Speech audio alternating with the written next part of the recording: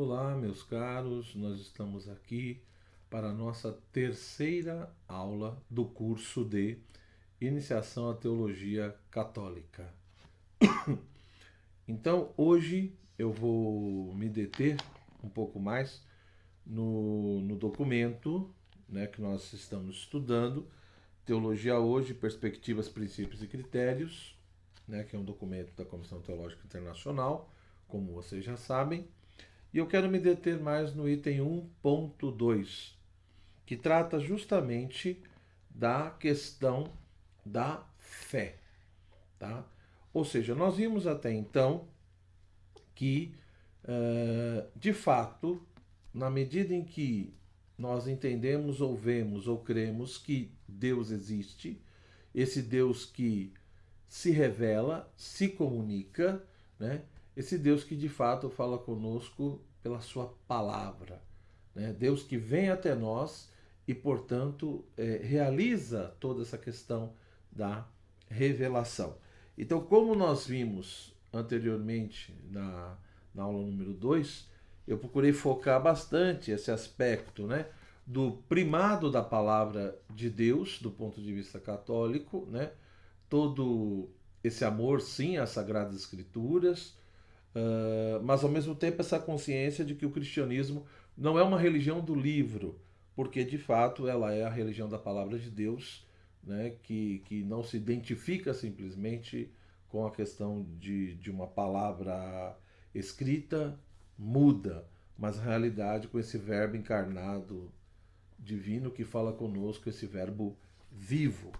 Agora, na medida em que de fato nós partimos desse princípio de que Deus é um Deus que se comunica, é um Deus que se revela, o texto, né, da Comissão Teológica Internacional, no item 1.2, número 10, ele coloca justamente o que? A fé como resposta a essa palavra de Deus. Ora, para analisar essa questão da fé como resposta a essa palavra de Deus, o documento então cita justamente o quê? Um trecho da carta de Paulo aos Romanos, o capítulo 10º e o versículo, capítulo 10º, versículo 17. A fé vem da pregação e a pregação é pela palavra de Cristo. Ora, segundo os teólogos, que compõem essa comissão, nós podemos encontrar aqui esse trecho da carta de Paulo aos Romanos, digamos, apresentaria dois aspectos extremamente importantes e no que diz respeito à relação da fé, né? Em relação à fé. O primeiro ponto é que a fé, de fato, né, decorre de uma postura de escuta da palavra de Deus.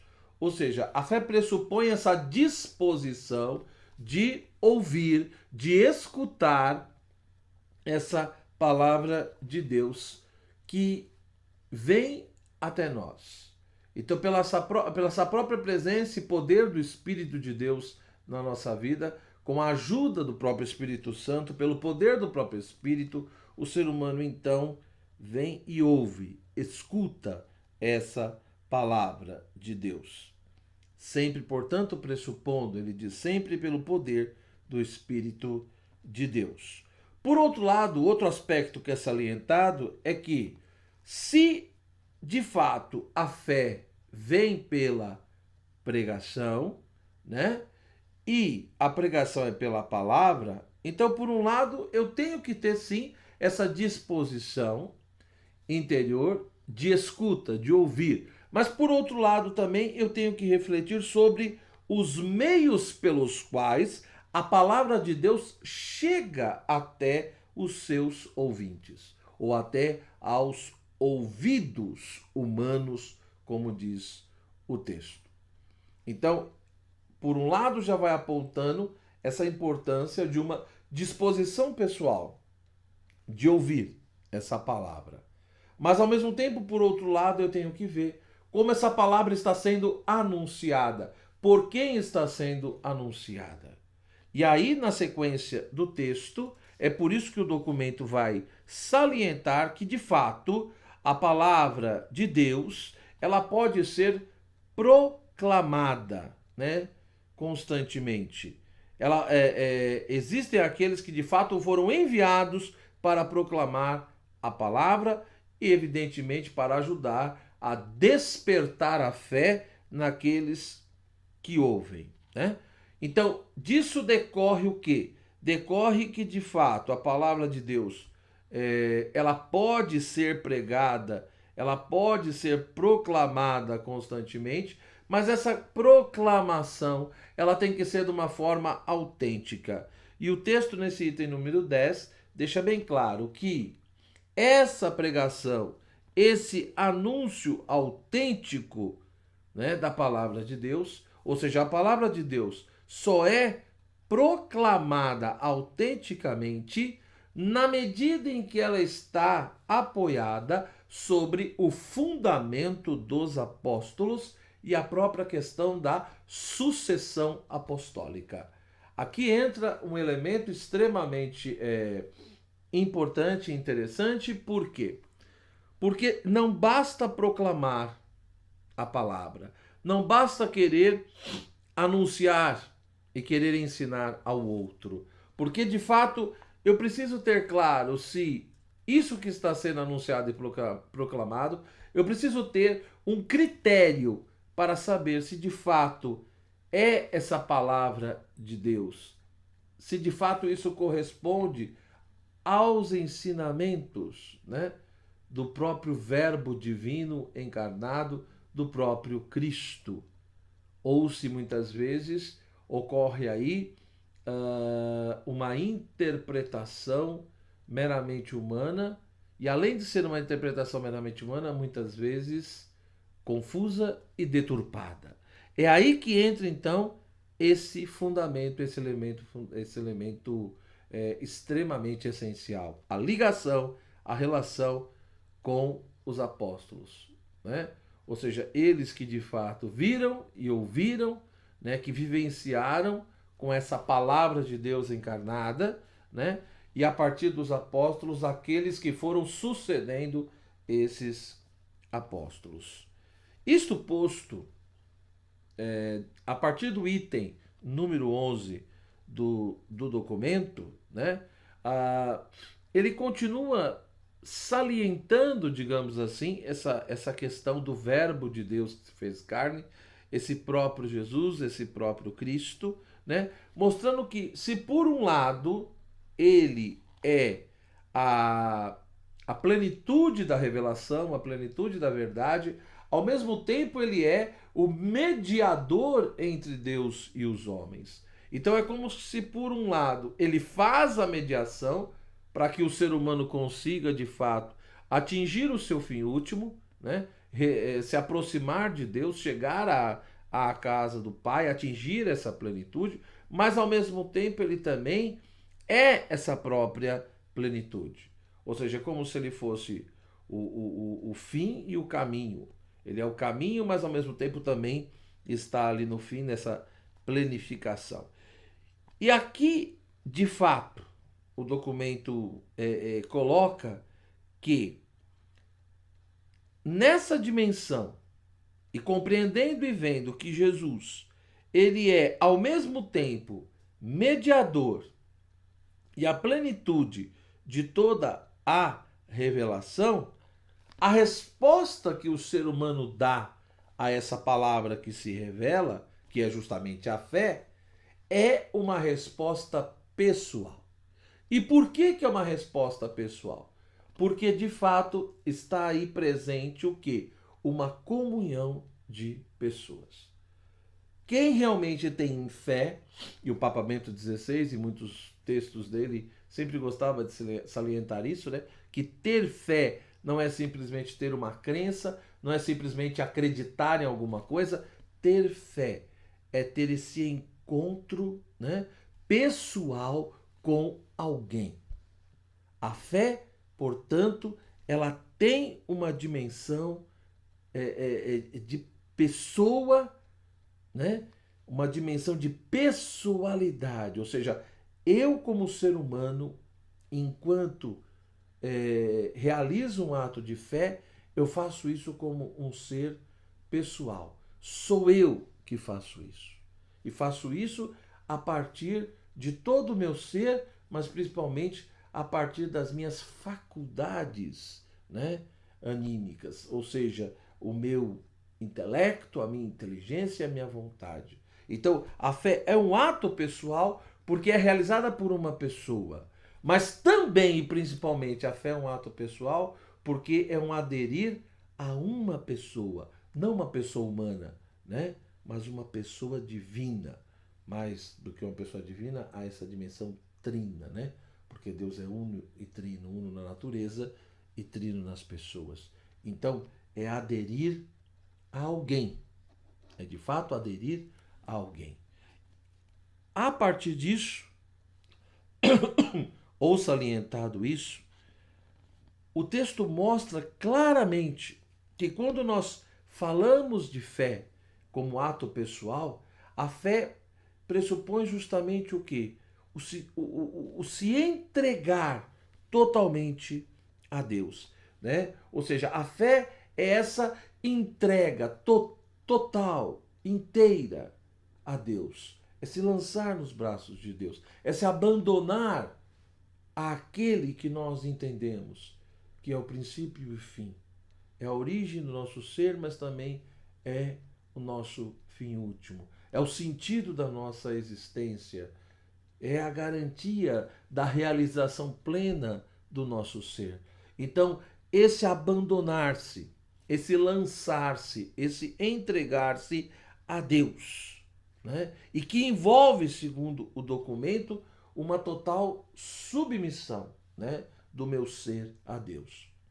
Livremente eu me submeto a Ele, mas submeto principalmente o quê? O meu intelecto e a minha vontade. Ou seja, toda a minha capacidade de intelecção, de raciocinar, de pensar, de refletir, de buscar entender, essa capacidade de entendimento, mas ao mesmo tempo também a minha vontade, essa capacidade de querer livremente, né? De querer ou não querer algo, de ir em direção a algo, de se colocar em movimento. Então, o intelecto e a vontade, por intermédio da fé, se submetem livremente a Deus. E aqui tem um ponto que eu gostaria de parar um pouquinho e chamar a atenção. Porque isso mostra que, do ponto de vista católico, eu não posso simplesmente definir ou entender a fé como emoção ou como sentimento. A fé, de fato, como diria São Tomás, ela é um ato da inteligência, movido pela vontade. Isso quer dizer o quê? Quer dizer como que as verdades da fé e a própria fé têm uma dimensão que é clara e tem uma dimensão que é um pouco obscura. E por que isso? Né? Alguns teólogos, né, como Dom Estevão Bittencourt, o próprio Dom Cirilo, né, mas também outros, né, como Garrigou Lagrange,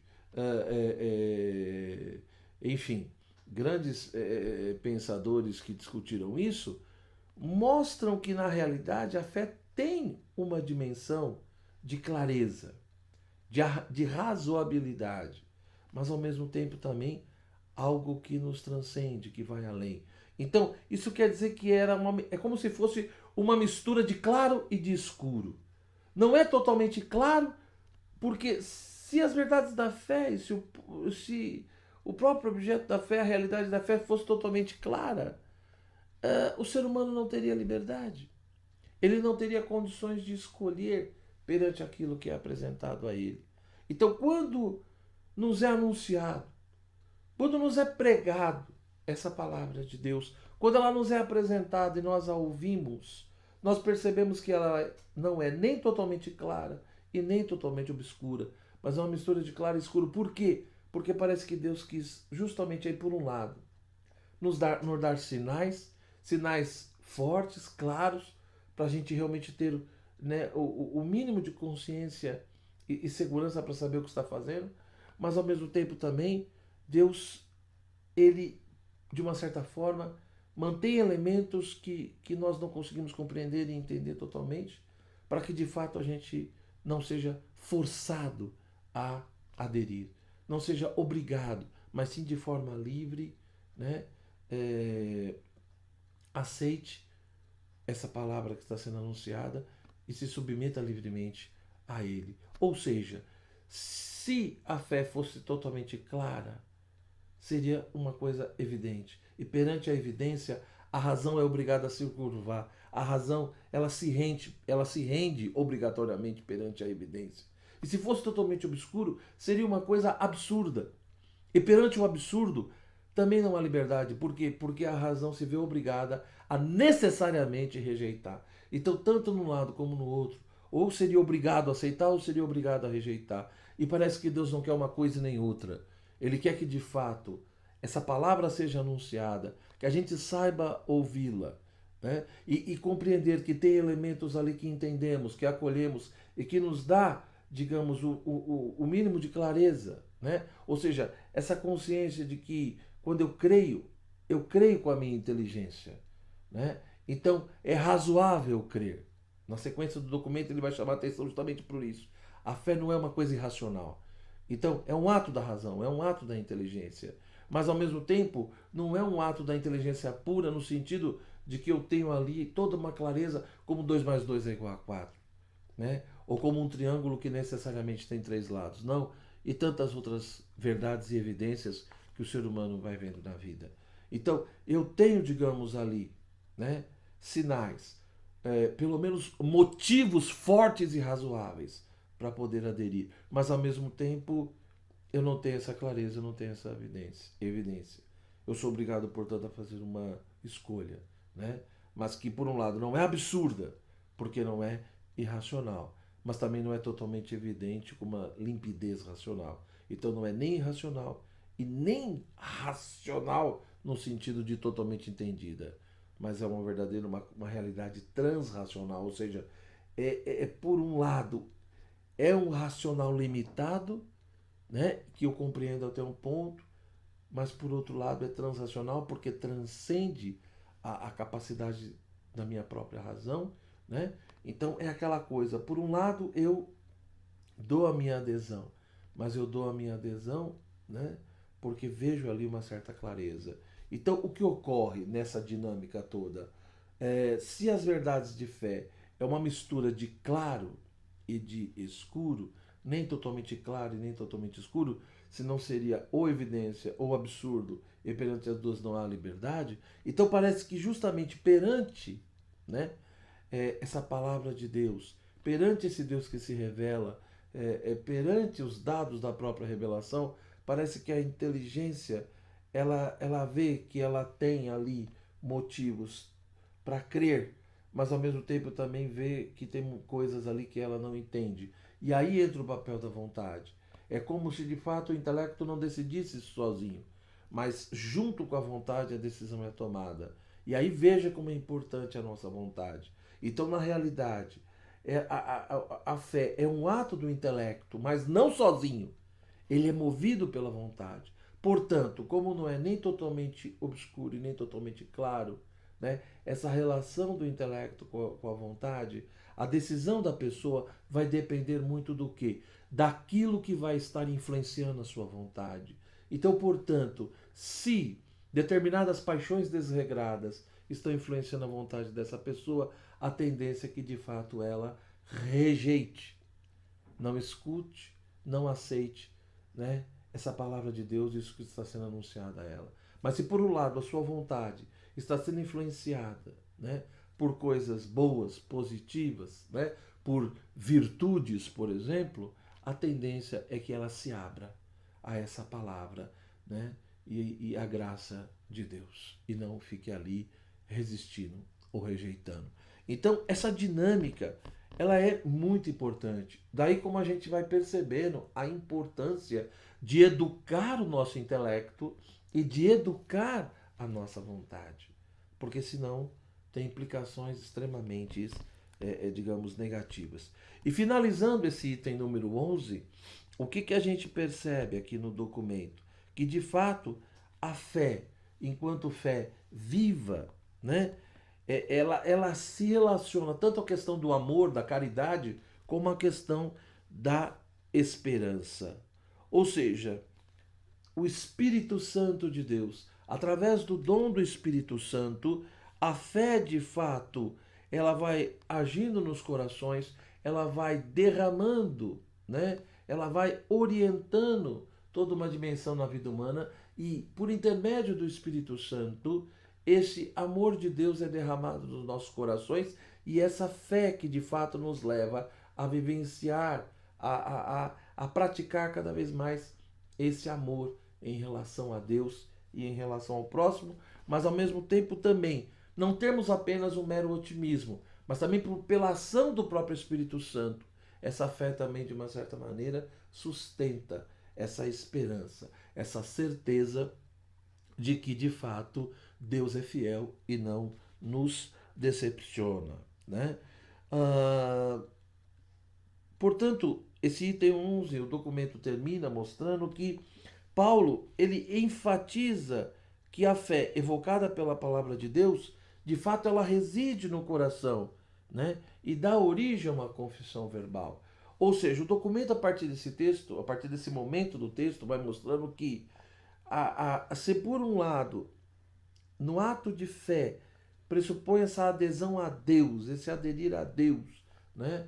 E uma submissão forte, plena do intelecto e da vontade, a partir do item 12 e na própria sequência do texto, vai ficando mais claro, digamos assim, né, que do ponto de vista católico, nós temos que valorizar, digamos, nessa dimensão da fé, tanto o aspecto objetivo quanto o aspecto subjetivo. Ou seja, no item 12, o texto diz literalmente: a fé é a experiência de Deus. Ou seja, falar de fé também é falar dessa experiência de Deus, né? Dessa experiência religiosa, dessa experiência de Deus que o ser humano tem na vida dele e que envolve todo o seu ser. Ora, isso é extremamente importante. Lógico que muitas vezes se gera toda uma polêmica no sentido de usar a palavra experiência, né? Não é à toa que tem vários textos que discutem isso. Teólogos franceses, na década de 70 e 80, já discutiram isso, como também alemães e outros, né? Muitos colocam, o termo experiência não pode ser usado porque experiência pressupõe, no fundo, essa coisa do empírico. Ora, na realidade, quando a igreja usa esse termo, quando a teologia usa esse termo, com certeza não é no sentido empírico ou científico, né, da ciência moderna, ou no sentido meramente experimental. Não é isso. Ou seja, a experiência de Deus é justamente o quê? É essa percepção, é essa apreensão, né? Essa percepção, uma apreensão, essa constatação, esse encontro de uma presença radical de algo, de alguém, né? Que é muito mais perfeito que nós, que é a origem do nosso ser e que, portanto, nos ajuda de fato a descobrir o sentido radical da existência.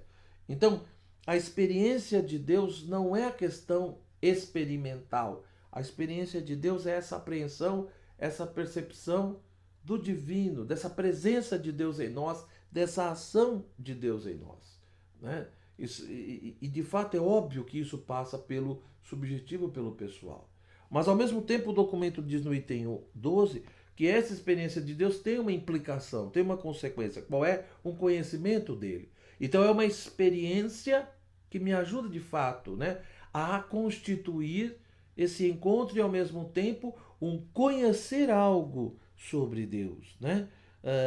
Porque de fato essa experiência, né, esse Deus que se revela por intermédio dela, dá acesso à verdade desse Deus, a essa realidade desse Deus, que vem até nós constantemente para nos salvar, tá? Então esse elemento da experiência vai ser muito frisado.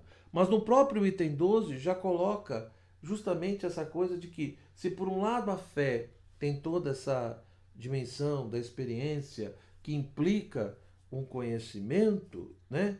A fé, portanto, sem ela, né, diz o texto, seria impossível ter uma percepção dessa verdade. Ou seja, eu não teria como me aproximar de Deus, que é a própria verdade, ou da verdade sobre esse Deus que nos salva, sem a fé. Apesar do documento reconhecer que a fé não é algo irracional e, portanto, por intermédio da razão, né, o ser humano pode chegar à conclusão de que Deus existe, de que há um Criador de todas as coisas, há um Senhor da história. Então, como nós sabemos, na própria tradição cristã, foi se constituindo muitas vezes, né, argumentos a favor da existência de Deus, né, mostrando que de fato a razão humana, ao observar o mundo, ao observar a própria realidade humana na sua totalidade, o ser humano, pela luz natural da razão, ele pode ir chegando a essa conclusão de que existe de fato um princípio originário, divino, né? Um Deus que é o Criador de todas as coisas, que é o sentido da nossa vida, né? Que é o fundamento último de toda moralidade e justiça. Porém, o próprio documento diz também que sem a fé nós nunca conseguiríamos, por exemplo, vislumbrar a grande verdade de que Deus é unitrino, esse grande mistério da Trindade. Deus que é uno, né, na sua natureza, no seu ser, mas é trino nas suas pessoas, Pai, Filho e Espírito Santo. Da mesma forma que não conseguiríamos vislumbrar, né, que esse Deus que existe, que é amor, ele se revela, né, profundamente na encarnação, paixão, morte e ressurreição de nosso Senhor Jesus Cristo. Então, a fé é imprescindível para que a gente consiga penetrar esse mistério, né, da realidade divina, para conseguir mergulhar nisso. Então, óbvio que o documento já deixa bem claro que fé e razão precisam caminhar juntas. A fé não é algo irracional, mas ao mesmo tempo é algo que transcende a razão, como eu já disse anteriormente. Ela transcende.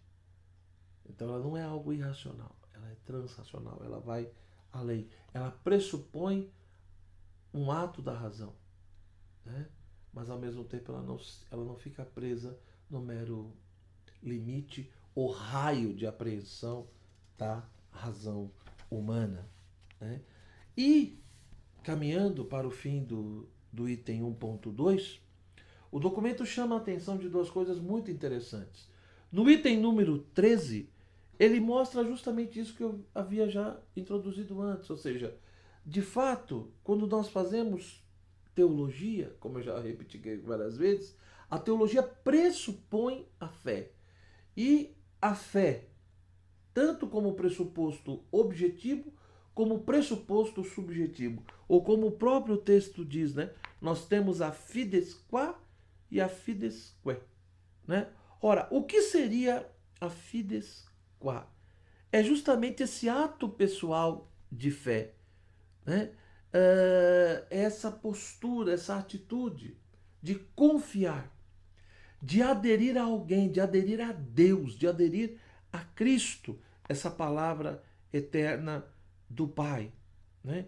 E alguns teólogos até chamam às vezes a atenção disso, dizendo que às vezes, no decorrer da história, muitas vezes, alguns pensadores cristãos, ou às vezes até os pastores da igreja, salientaram muito o aspecto objetivo, né? Que seria a fides que, ou seja, aquilo que se deve acreditar, né?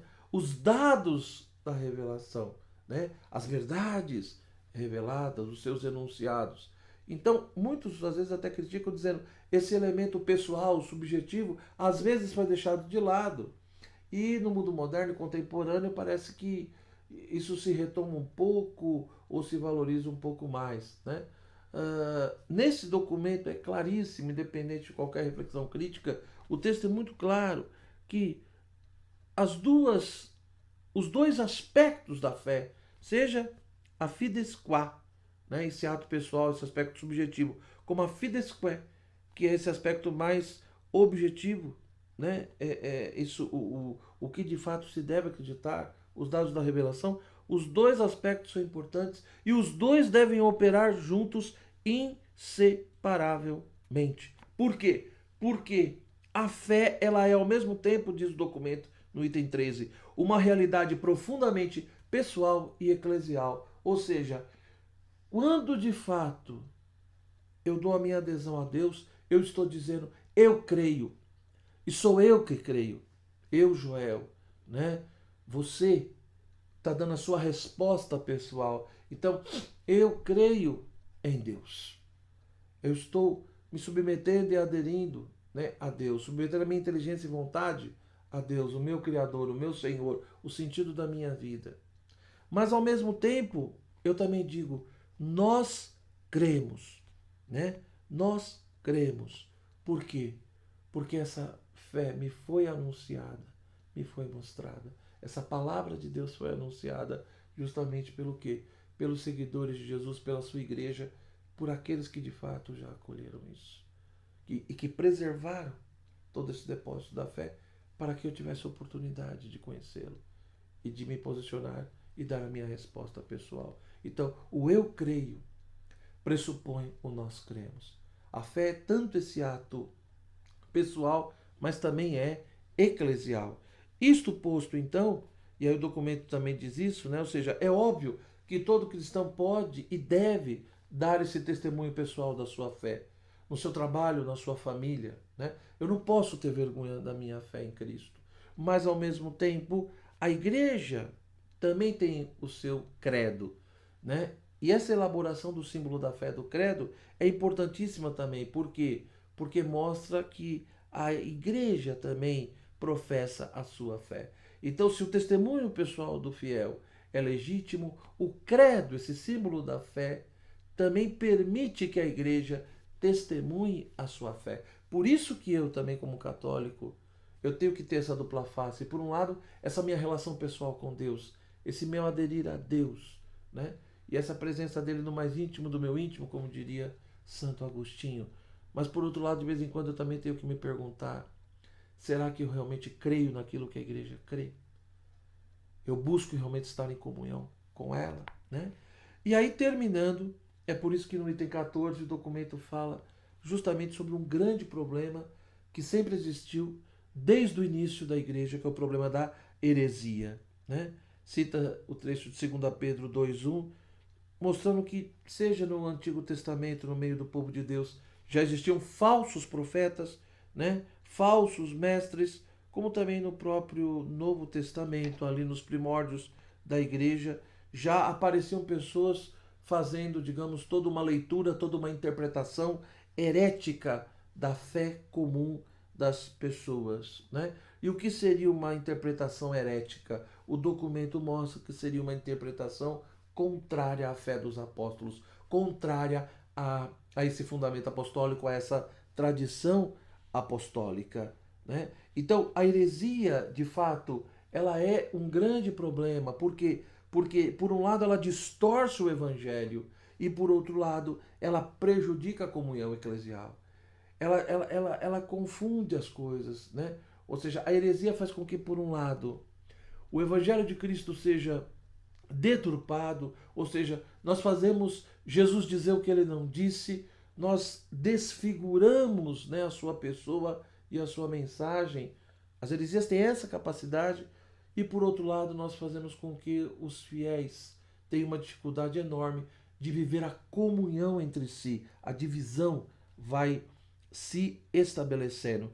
E aí o documento cita, né, o parágrafo, o cânone 2089 do Código de Direito Canônico, que apresenta ali a definição de heresia, né? Heresia é a negação pertinaz após a recepção do batismo de qualquer verdade que se deve crer com fé divina e católica, ou a dúvida pertinaz a respeito dela. Então, se de fato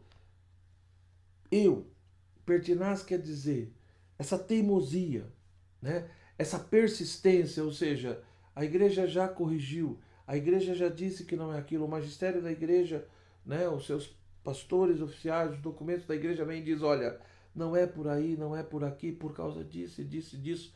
Dialoga, adverte, mostra, procura orientar. E mesmo assim a pessoa persiste nessa teimosia, né? Ou seja, se ela já é batizada e após ser batizada, ela persiste negando elementos da fé que são exigidos, que a gente crê de fato com fé divina e católica, né? Ou seja, a fé divina e católica quer dizer, aqueles elementos, aqueles pontos centrais da fé que realmente requer uma adesão plena e fortíssima de nós, uma adesão total, né?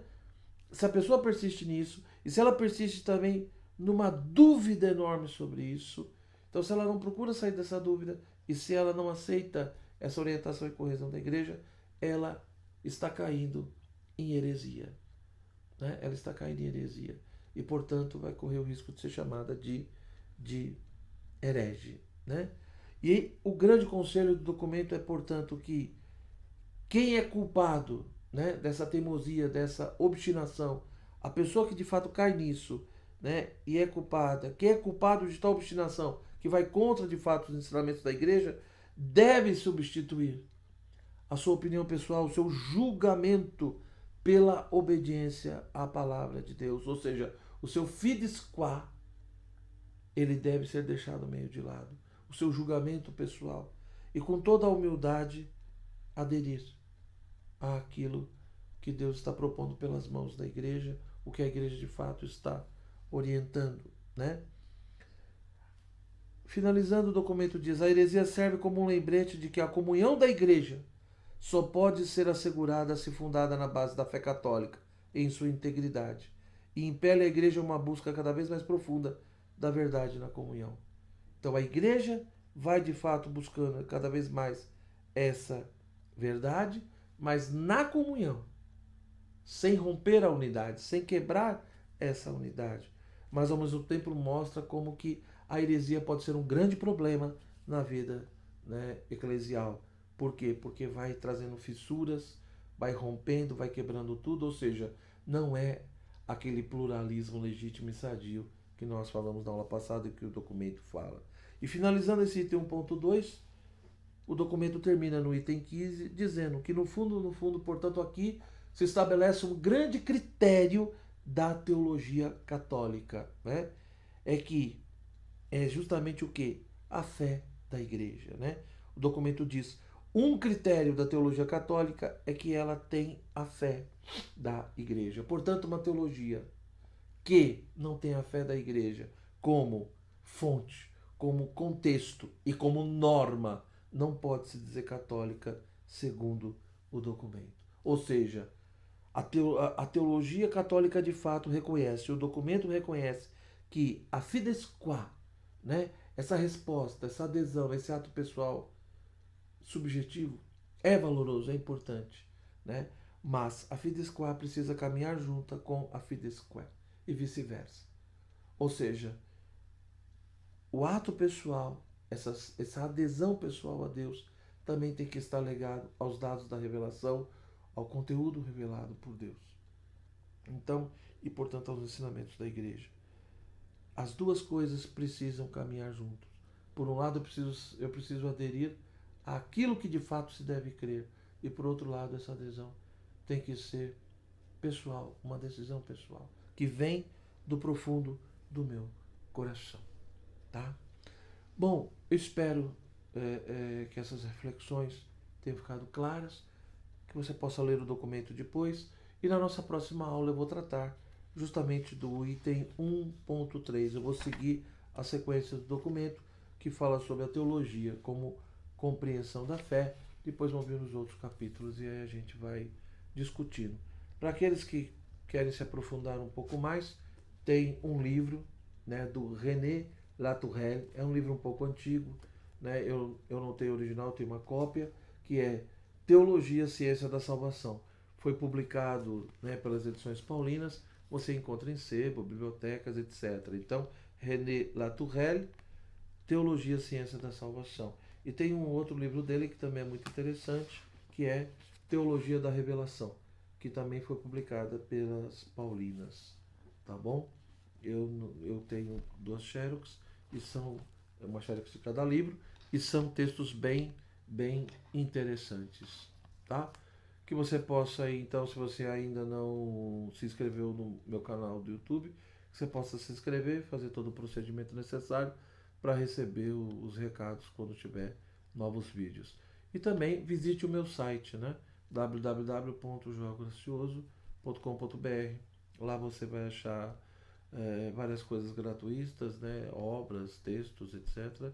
E também vários outros cursos na área de espiritualidade, de patrística, de filosofia, teologia, etc. Tá bom? Muito obrigado pela sua atenção. E além do YouTube, se quiser me acompanhar, é só você também curtir a minha página no Facebook, tá? Facebook/Joel Gracioso. Que Deus te abençoe. Até a nossa próxima aula, semana que vem. Até mais. Tudo de bom.